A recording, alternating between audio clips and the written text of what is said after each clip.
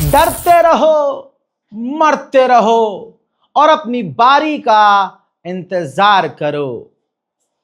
भारत में मुसलमान होना गुनाह है।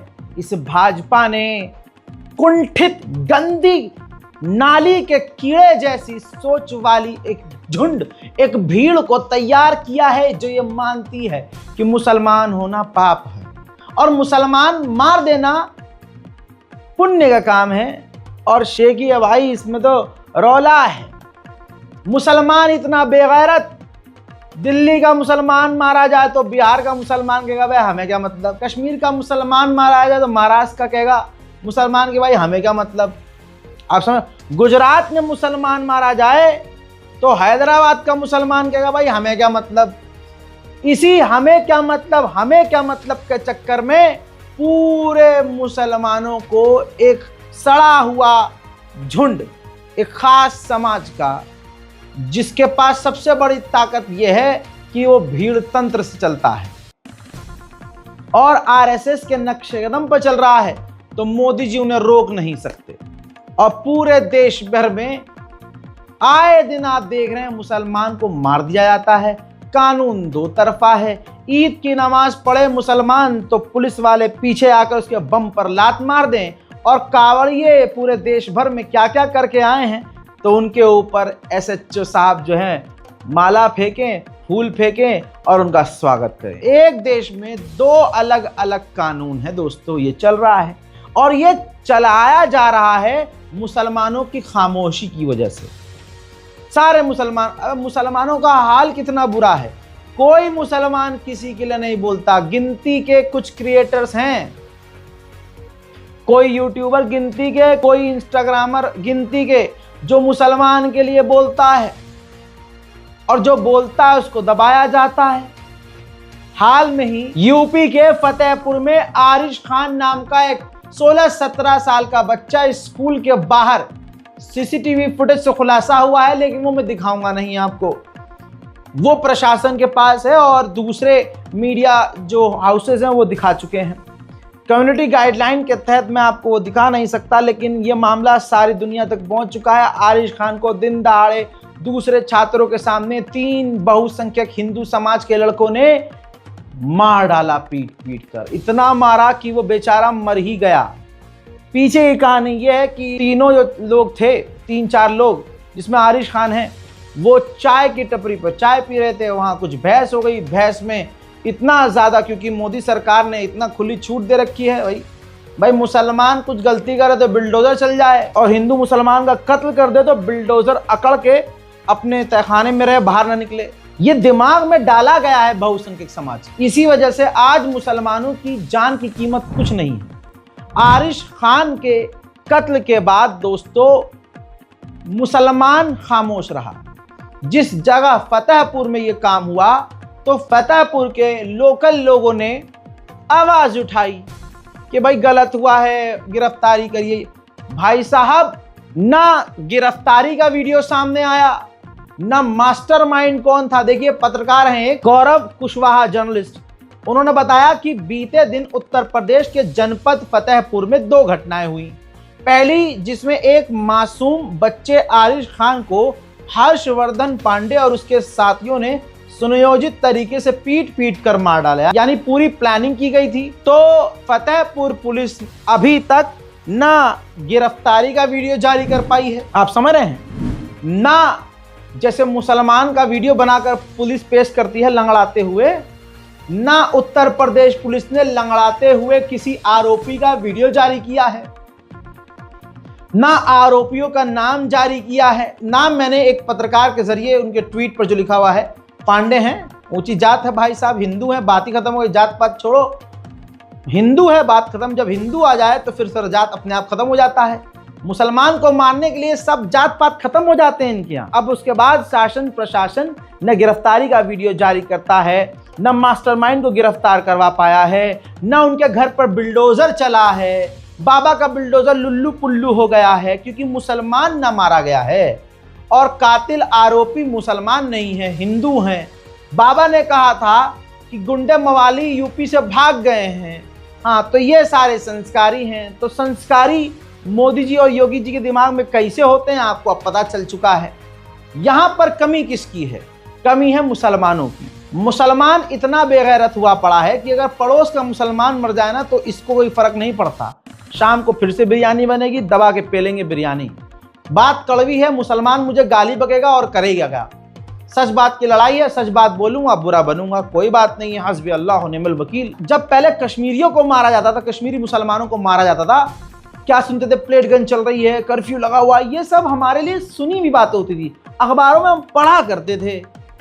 हाय ऐसी लगी कि पूरे हिंदुस्तान के मुसलमानों को चुन चुन कर मार पीट दिया जा रहा है और दूसरे मुसलमानों को अभी भी कोई फर्क नहीं पड़ रहा है। आज हमारी कौम, बताइए, आरिश खान को अभी तक जस्टिस नहीं मिला। मुझे ये बताओ, आप में कितने ऐसे लोग हैं जिन्होंने #justice for आरिश खान लिखा भी है? अरे भाई, ये वो मुसलमान हैं जो अपने के मारे जाने पर एक लाइन तक नहीं लिख पाते, वो सड़क पर उतर कर तुम्हारे लिए आरिश आवाज उठाएंगे, माफ करना शहीद आरिश, तुम एक शहीद हो। लेकिन ये कौम गद्दार है भाई। तुम्हारे लिए खड़े कितने लोग हुए? रजा भाई हम तो गए थे प्रदर्शन करने, रजा भाई हमने तो लिखा, कितनों ने लिखा, ये मैटर करता है भाई। भीड़ तंत्र चल रहा है। एक भीड़ चीख चीख कर कह रही है एक मासूम को कि तुम आतंकी हो, तो दुनिया वही मानेगी। इस भीड़ तंत्र में तुम्हें भी अपनी ताकत दिखानी चाहिए कि भाई हम भी बढ़ चढ़ कर लिखें, हमारा पक्ष भी तो सामने आए। लेकिन नहीं, मुसलमानों को क्या, मुसलमान लड़कों को देखिए, 2-4 तरह के लोग हैं मुसलमान लड़कों में।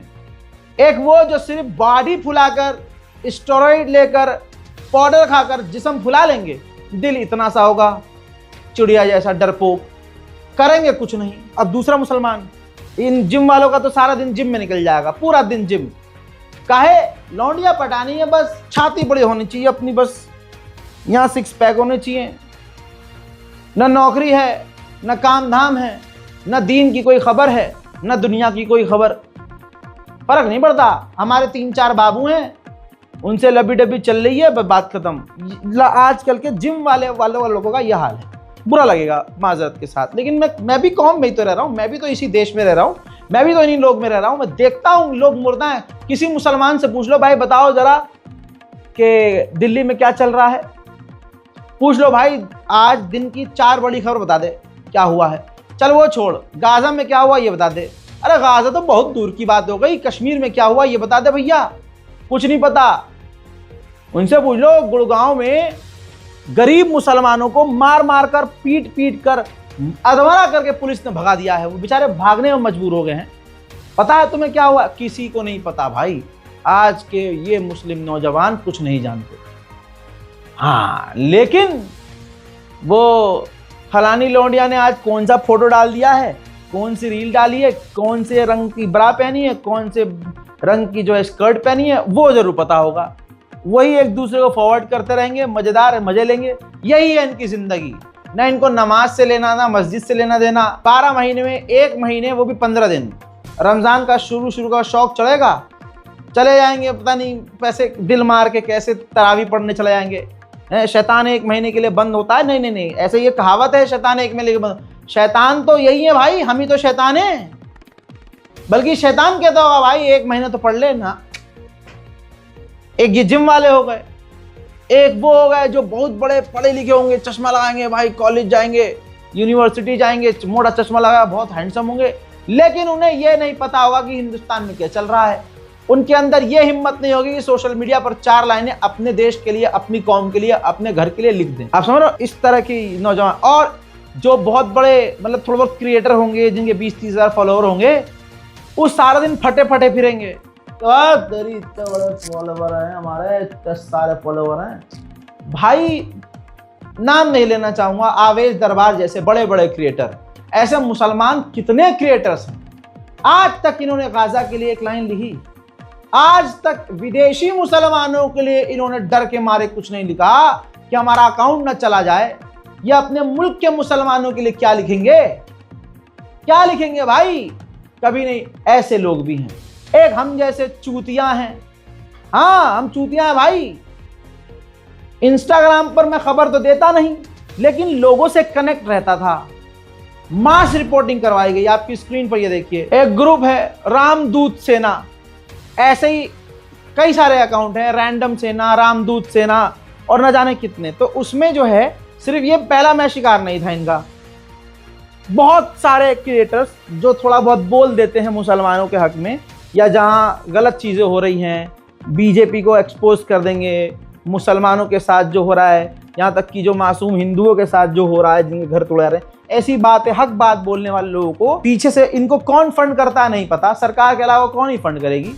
ये वो देखिए अलग अलग अकाउंट के यूजर नेम भेजते हैं और प्रॉपर ये उसमें गाइड करते हैं कि 3 बार आप हेट स्पीच की रिपोर्ट करो, 2 बार स्कैम और फ्रॉड की रिपोर्ट करो, और रिपोर्ट करने के बाद यहाँ पर हाजिरी लगाओ। अब बेरोजगार एक खास समाज है, उसके कुछ हैं नौजवान, वो ये काम बड़ी ईमानदारी से करते हैं। मास रिपोर्टिंग की गई, भीड़ तंत्र जिसे मैंने कहा, भीड़ तंत्र का असर ये हुआ कि ये देखिए मेरा रजाग्राफी ऑफिशियल जो मेरा इंस्टाग्राम था वो उड़ गया, वो सस्पेंड हो गया। इंस्टाग्राम ने बिना नोटिस जारी किए वो डिलीट मार दिया, समझे। अब फर्क क्या पड़ा? कुछ नहीं पड़ा, क्योंकि ना उससे मेरी अर्निंग थी, ना मैं अंधभक्तों की बहनों की तरह जो है उसमें अपनी कच्ची का कलर दिखा के अपना क्लीवेज दिखा के वीडियो बना रहा था कि उससे मेरी भाई अर्निंग हो रही हो। मैं अपने तो छाती दिखा रहा हूँ, अपना पिछवाड़ा दिखा रहा हूँ, और बाप रे बाप इससे मैं पैसा कमाता था। अरे भाई कोई फर्क नहीं पड़ा। दिक्कत ये हुई कि एक तो लोगों से जो मैं कनेक्ट था वो कनेक्शन टूट गया। लोग डायरेक्ट मुझे मैसेज करते थे, दादा भाई ये हो गया, ये हो गया, ये हो गया। बहरहाल कोई बात नहीं, दोबारा कनेक्ट हो जाएंगे। उनको लगता है 5 लाख फॉलोवर मिले बड़ी बात है। बेटा ये कैसे मिटाओगे तुम? जब तक यहाँ गोली नहीं मारोगे ये जबान बंद कैसी होगी?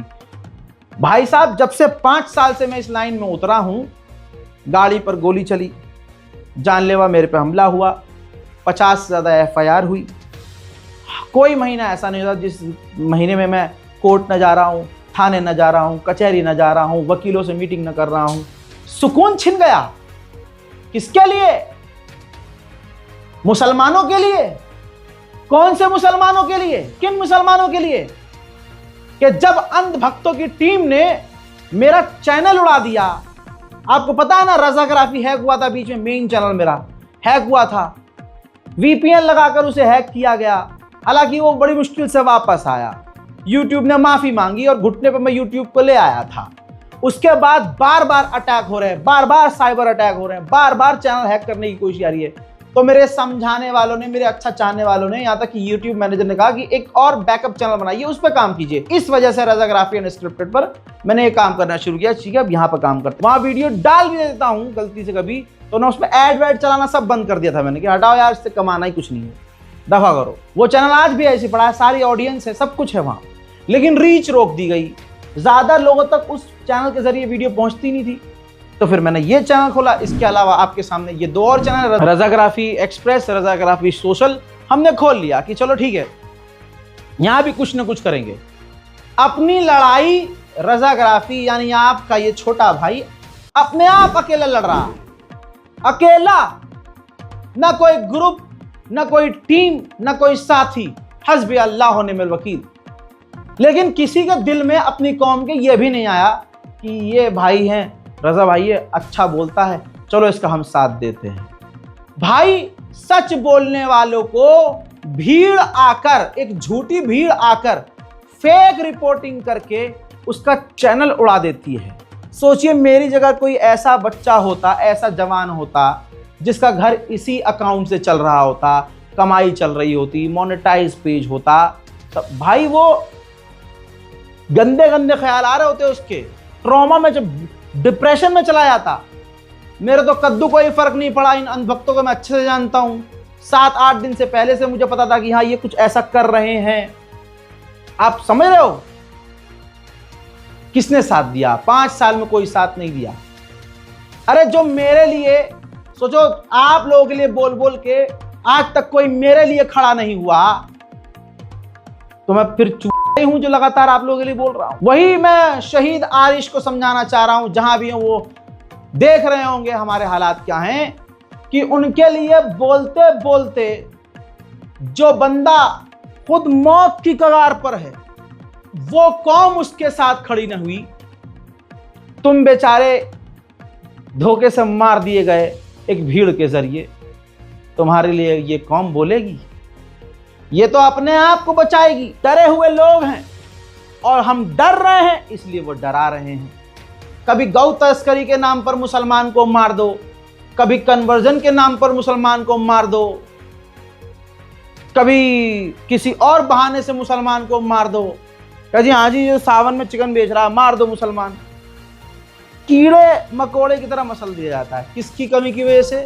کیونکہ مسلمان بولتا ہی نہیں ہے. دم دیکھ لو مسلمانوں, دم بڑا ہے بھائی صاحب. میں اگر خان ہوں تو خان صاحب بڑے تگڑے لڑیں گے بھائی, بہت تگڑے لیول پر. ایک مسلمان سے ایسی لڑائی لڑے گا ہے پوچھو مت. اور وہی مسلمان نامی جو بڑے بڑے بدماش اور رعبدار ہو جو مطلب ایک دم نا فارچونر میں چل رہے ہیں اور پتہ نہیں کیا کیا, گلی کے محلے کے بڑے نیتا ہیں, ان کو کہہ دو کہ ذرا یار فلانے ان کی لڑائی ہو گئی ہے, ذرا آپ آئیے مدد کیجئے. بدماشی یہاں دکھائیے, دادا گیری اپنا رعب یہاں دکھائیے. یہ تھوڑا دوسرے والے ہیں, اندھک سماج ہے. دیکھیے ساری بدماشی ایک خاص چھید ہے اس کے اندر چلی جائے گی. مسلمان اسکوٹی سے جا رہا ہو, سامنے سے کوئی مسلمان کی اسکوٹی ٹکرا جائے تو دونوں ٹوپی لگی ہوگی, ایسی گالی بکیں گے کہ بھائی صاحب جو اچھائی برائی لکھنے والا فرشتہ ہوتا ہے نا, وہ دونوں بھی چھٹی لے کے چلے آتے ہیں. بھائی ان کو تو ہم نہیں دیکھیں, ہم تو کچھ لکھیں گے نہیں, اللہ تو خود ہی دیکھ لے. ایسا حال ہے مسلمانوں کا. تو بتائیے کمر ہلا کے میں بھی 4 لونڈیاں کھڑے کر کے نچا دوں تو ملینز میں ویوز میرے بھی آ جائیں گے. منور فاروقی جیسی زندگی تو ہماری بھی ہے, FIR لے, یہ لے, وہ لے. آج منور فاروقی کوئی کچھ اکھاڑ پا رہا ہے کیا؟ پیسہ ہے بھائی صاحب, TRP بڑھیا آ رہی ہے, ویوز بڑھیا آ رہے ہیں, بندہ ریپ سانگ نہیں بنا سکتے ہم, سارا پیسے کا کھیل ہے. لیکن نہیں, غلطی ہماری یہ ہے کہ قوم کے لیے بول رہے ہیں. حضرات فی الحال کے لیے رضا گرافی انسکرپٹڈ یہ میرا اکاؤنٹ دوسرا ہے, بیک اپ اکاؤنٹ یہ پہلے سے تھا. اس کو زیادہ سے زیادہ فالو کیجئے. خبر ہے آپ کے پاس تو پہلے کی طرح اس پر آپ مجھے DM کر سکتے ہیں, میسج کر سکتے ہیں. اور آگے جو ہم دیکھتے ہیں میٹا سے بات کرتے ہیں, اگر کچھ رسپانس آتا ہے تو اچھی بات ہے, اگر نہیں آتا تو ضرور ہم ایک اور اکاؤنٹ بنائیں گے جس پر ہم زیادہ ایکٹیو رہیں گے اور وہ اکاؤنٹ بھی آپ کے ساتھ شیئر کریں گے. لہٰذا آپ لوگوں سے اپیل یہی ہے کہ #JusticeForArish ضرور سوشل میڈیا پر لکھیے, ٹویٹر پر لکھیے, انسٹاگرام پر لکھیے, فیس بک پر لکھیے. اور سوشل میڈیا پر اسی طرح سے #BringBackRazaGraphy انسٹاگرام بھی آپ اگر لکھنا چاہیں. حالانکہ انگوٹھے میں درد ہوگا آپ کے اتنا لمبا لکھیں گے تو, لیکن دل میں ہو تھوڑی سی محبت میرے لیے کہ میں نے آپ کے لیے کیا کیا, اس قوم کے لیے کیا کیا, تو ضرور لکھیے گا. اور جب میں نیا اکاؤنٹ آپ کو دکھاؤں گا اگر بنایا تو اس کو فالو ضرور کیجیے گا, تاکہ 5-6 لاکھ فالوورز اس پہ تھے, ان کو غائب کروا کے انڈوے اپنے خیمے میں شور مچا رہے ہیں, پیشاب پی کے بجے آ گئے.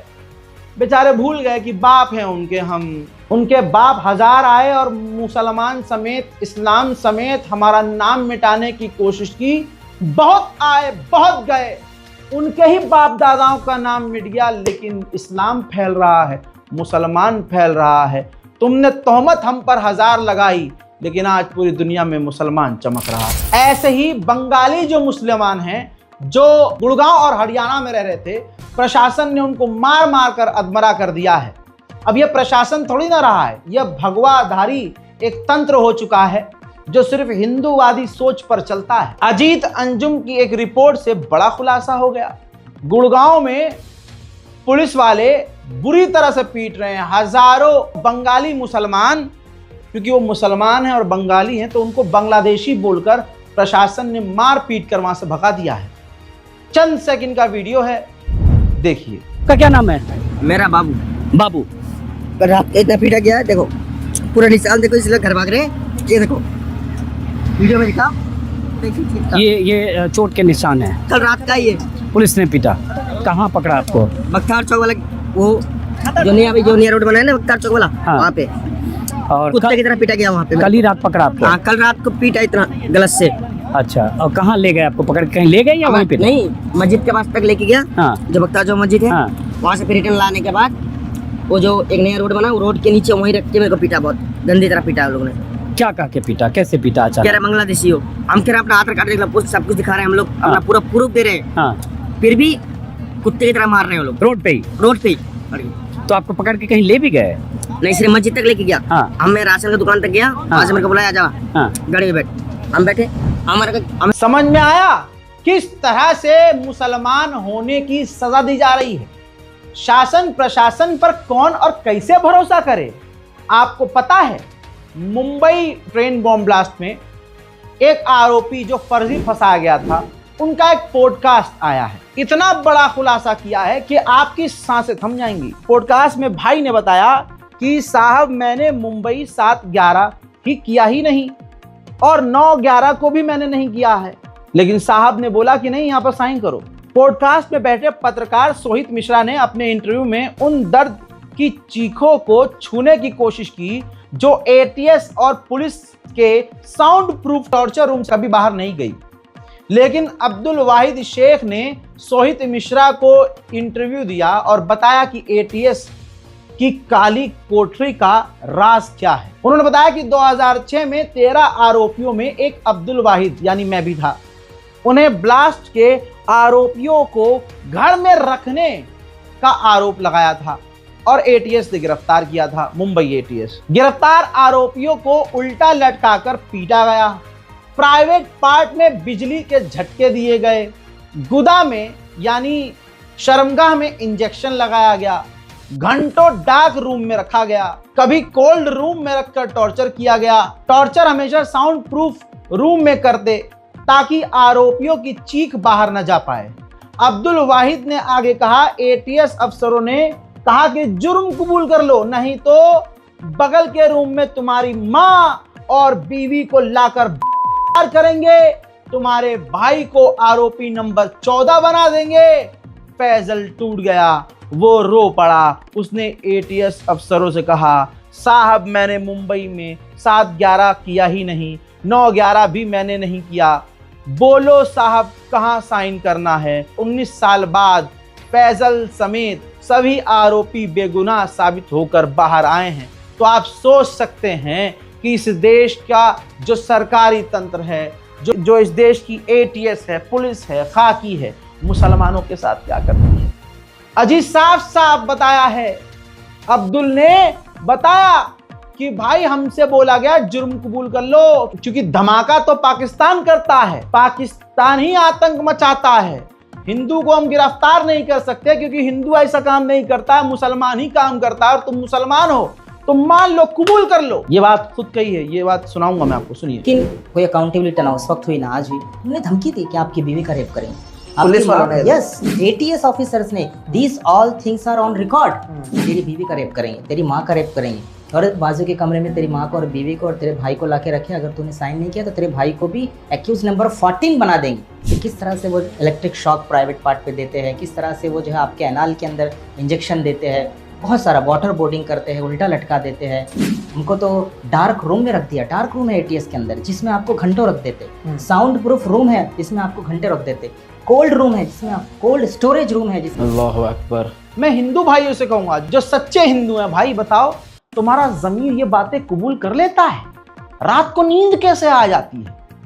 आज एक समाज बस मुसलमानों के खून का प्यासा है। जिस तरह से मेरा दिल दुखा, ऐसे ही और भी कई लोगों का दिल दुखा हुआ है। अश्विनी सोनी ये आरिश खान के मामले पर बार बार लिख रहे थे। उम्मीद टूट गई, दिल टूट गया, क्योंकि मुसलमान मुर्दा हो चुका है। तो लिखते हैं कि आरिश खान के मामले में सोशल मीडिया का रेस्पॉन्स देखकर मैं बहुत हताश हूँ। लोग अब न्याय की आवाज़ तक नहीं उठाते। उन्हें रीच, फॉलो बैक, 15 दिन से मिलने वाली चिल्लर का इंतज़ार रहता है। 900 रुपये हर महीने देकर 1700 रुपये पा लेना जीवन की उपलब्धि समझने लगे हैं। Hashtag justice for Aarish Khan. तो राकेश शर्मा, देखिए ये कौन सा समाज है, इसका धर्म क्या है और उसके धर्म वाले कैसी सोच के हैं। देखिए लिखता है, अगला नंबर तेरा ही है बेटा, ये अल्लाह की मर्जी है, अल्लाह जो चाहता है वही होता है। आप देख रहे हैं, अगर यही टोन इन्हीं के स्टाइल में राम का नाम लेकर बोल दिया जाए, इनके भगवान श्री राम का नाम लेकर बोल दिया जाए, तो भाई साहब जो ये लिखेगा ना, वो रातों रात गायब हो जाएगा। इस देश में मुसलमानों के खिलाफ आतंक के अलावा कुछ बाकी थोड़ा ही है। आज एक पूरा समाज मुसलमानों के खून का प्यासा है। मौका मिलते ही मुसलमानों को चीर देते हैं, फाड़ देते हैं और उनको सीधा सीधा मार देते हैं। अब मेरठ की एक घटना, जरा इस बैग को देखिए। एक फेरी वाला, एक मुसलमान फेरी, गरीब मुसलमान फेरी वाला एक इलाके में चादर बेच रहा था, तो गांव वालों ने आरिफ को चोर बताया, आधार कार्ड मांगा और बेरहमी से मुसलमान देखकर पीट दिया। उस हिंदू समाज ने मुसलमान फेरी वाले को बुरी तरह से पीट दिया, जिसकी वजह से आरिफ अस्पताल में जिंदगी और मौत से लड़ रहे हैं। क्या भारत देश में मुसलमान का खून पानी से भी सस्ता हो रहा है? जवाब भी मैं दे रहा हूं, हाँ। अब मामला सामने आया है कि मेरठ फतेहपुर में फेरी वाले आरिफ को चोरी के शक में पीटने वाले पर एफआईआर दर्ज हुई है। लेकिन उल्टा अब पुलिस उनकी पत्नी पर दबाव बना रही है, आरिफ की पत्नी पर दबाव बना रही है कि बयान बदल दे।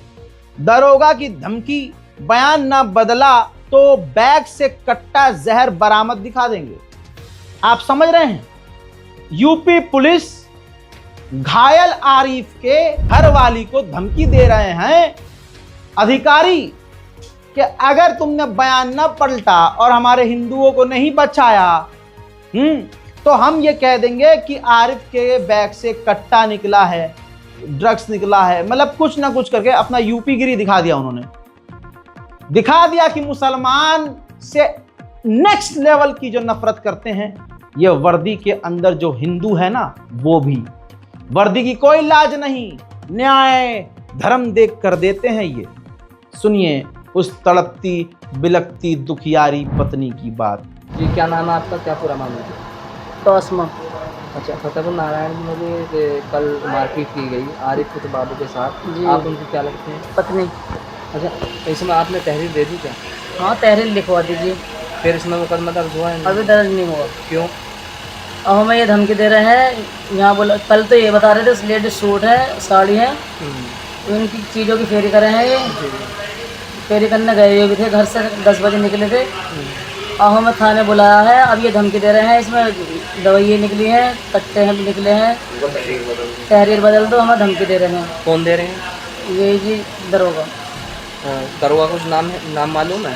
थाने से दरोगा। इन तमाम चीजों को देखने के बाद मुसलमानों के कान पे जू तक नहीं रेंग रही है। आरिफ जैसे मुसलमानों के लिए कोई मुसलमान नहीं बोलता और न बोलेगा, क्योंकि तुम्हें डरना है और यूं ही मरना। इस वीडियो पर ऐड नहीं चलेगा, इस वीडियो पर ऐड चलेगा ही नहीं, क्योंकि इसमें हम बोल रहे हैं सच। तो YouTube खुद अलाउ नहीं करेगा कि इस पर हम वीडियो बनाएं या इस पर हम ऐड चलाएं। लेकिन आप साथ दीजिएगा, साथ रहिएगा, मेरी हिम्मत को टूटने मत दीजिएगा और इस रिपोर्ट को शेयर जरूर कीजिएगा। कोई कॉपीराइट नहीं, फेसबुक, इंस्टाग्राम, जहां डालना है डालो मेरे शेरों, लेकिन याद रखना इस भाई की आवाज दूर तक जानी चाहिए। अंधभक्तों को एहसास होना चाहिए कि जब तक यह जिंदा है तब तक तो यह ऐसा ही बोलता रहेगा, तो फिर आर पार ही करना पड़ जाएगा। देखते हैं कितनों को मारोगे। एक रजाग्राफी को मारोगे, 1000 रजाग्राफी पैदा होंगे। तुम्हारी बंदूक और तलवारों से हम डर गए होते तो मुसलमान अब तक यहां तक न पहुंचे होते। हजरात मोहतरम, आइए अब अंधभक्तों की सच्चाई आपको दिखाएं। Propaganda media channel OP India ने बड़ी चतुराई से खबर लिखी कि मुंबई में पालतू मुर्गी के साथ अश्लील हरकत करने वाला व्यक्ति गिरफ्तार। पड़ोस के नाबालिग लड़के को भी दिखाता था पोर्न।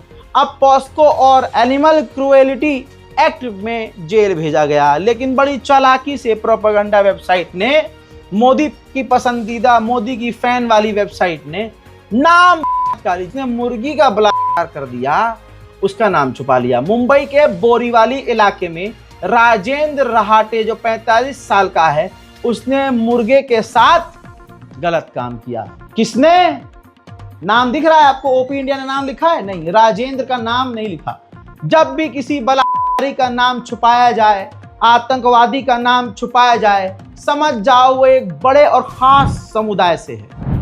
राजेंद्र ने मुर्गी को नहीं छोड़ा, मुर्गी चोट कहीं के, और मुसलमानों को गरियाते हैं। अबे अपने गरीबान में झांको, दुनिया की सबसे ज्यादा गंदगी तुम्हारे सीने में है, तुम्हारे गरीबान में है। बीजेपी के नेताओं और भाजपाई हिंदुओं की यही सच्चाई है। जरा देखिए, यह भी मामला उत्तर प्रदेश के फतेहपुर का है। योगी जी के राज में कितनी खूबसूरत चीजें हो रही हैं।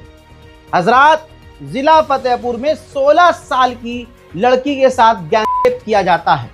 आरोपी मनोज वर्मा बीजेपी का कार्यकर्ता निकला।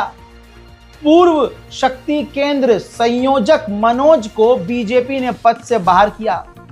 मेडिकल जांच में पीड़िता से गैंगरेप की पुष्टि हुई है। 3 लोगों ने लड़की से आटा चक्की की छत पर गैंगरेप किया, लेकिन नाम छुपाया जा रहा है। बीजेपी जो लीडर है उसका नाम है मनोज वर्मा।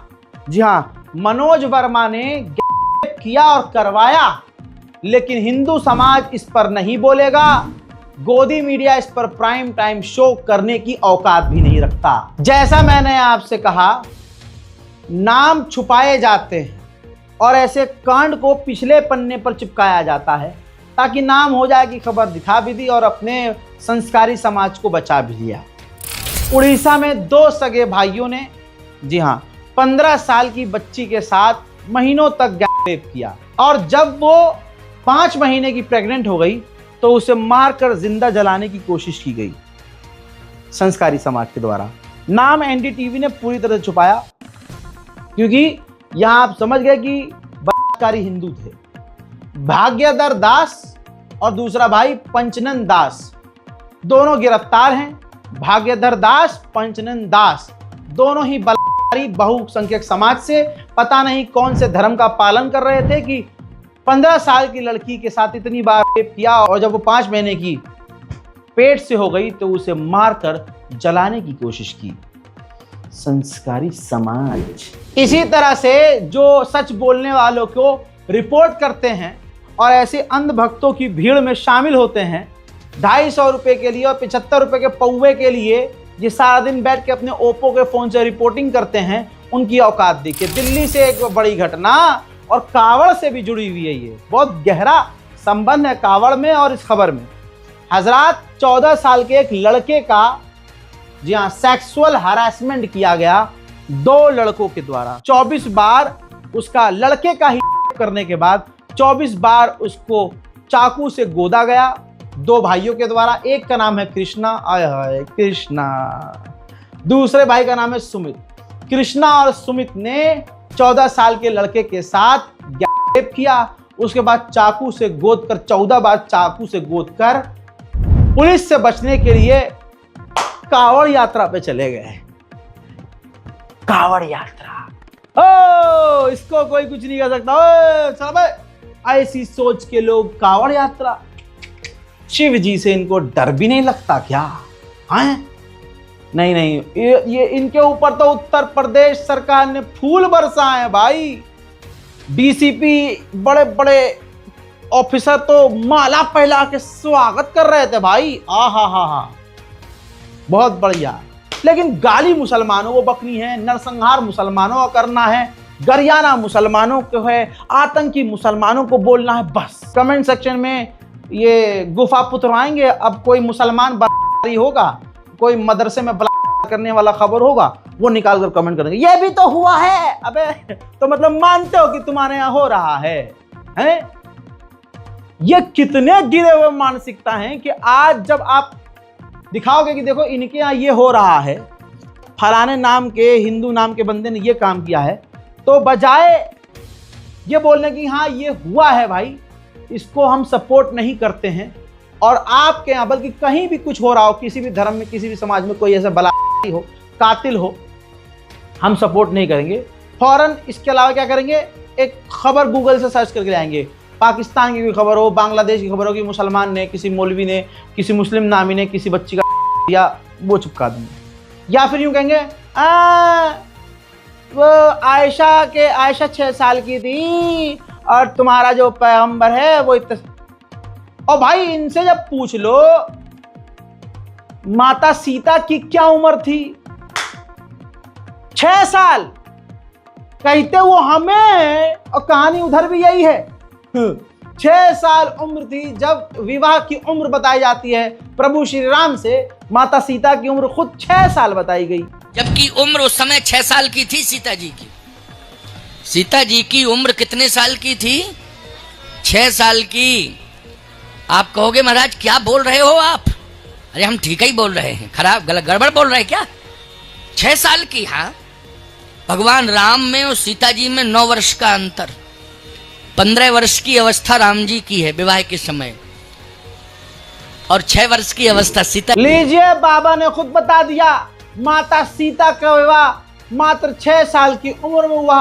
अंडवो, कुछ सोच के अपने धर्म के बारे में रिसर्च तो कर लो, फिर दूसरे के धर्म पे बोलना। भाजपा के अंदर खुद जो बेचारे, जिनके अंदर थोड़ी बहुत सच्चाई है, ईमानदारी है, वो अब बर्दाश्त नहीं कर रहे हैं, वो बोल रहे हैं। जैसे धनखड़ साहब ने कुछ एक्शन लिए मोदी सरकार को, मोदी जी को खुद बुरा लग गया, मोदी जी ने रातों रात गायब कर दिया। चलो भाई, राष्ट्रपति हो गए, अपने घर के चलो तुम।